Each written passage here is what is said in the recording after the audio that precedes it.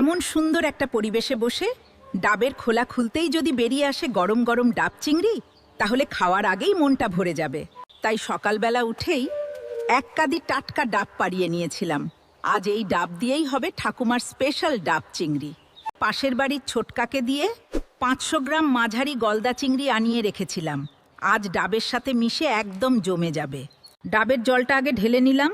এবার ভেতরের নরম শাঁসটাও ভালো করে বের করে নেব।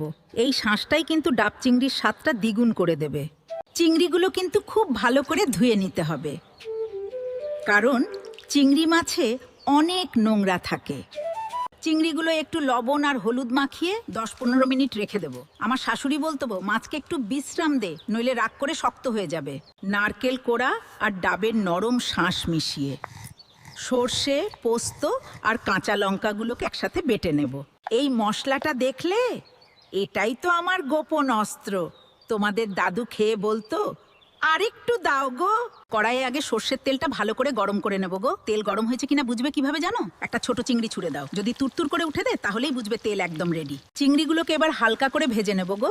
1 মিনিট এপিঠ 1 মিনিট ওপিঠ, তবে বেশি ভাজবে না কিন্তু। নরম নরম থাকলেই ডাব চিংড়িটা সবচেয়ে মজাদার লাগে। একই তেলেই এবার শুকনো লঙ্কার ফোড়ন দেব, তারপর মশলার বাটা, হলুদ, লবণ আর 1 চিমটি চিনি দিয়ে ধীরে ধীরে ভালো করে কষিয়ে নেব।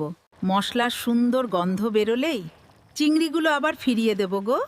তারপর ঢেলে দেব নারকেলের দুধ আর ডাবের মিষ্টি জল। চিংড়ির গ্রেভিটা আস্তে আস্তে এই ডাবের ভেতরে ঢেলে দেব। এই কাজটা খুব সাবধানে করতে হবে। এবার ওপরে ডাবের ঢাকনাটা বসিয়ে আটা দিয়ে চারপাশটা ভালো করে সিল করে দেব, যেন এক ফোঁটা ভাপও বাইরে পালাতে না পারে।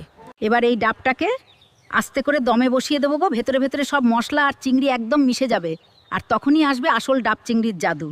গরম গরম সাদা ভাতের সাথে এই ডাব চিংড়িটা মেখে খেলে মনটাই একদম ভরে যাবে।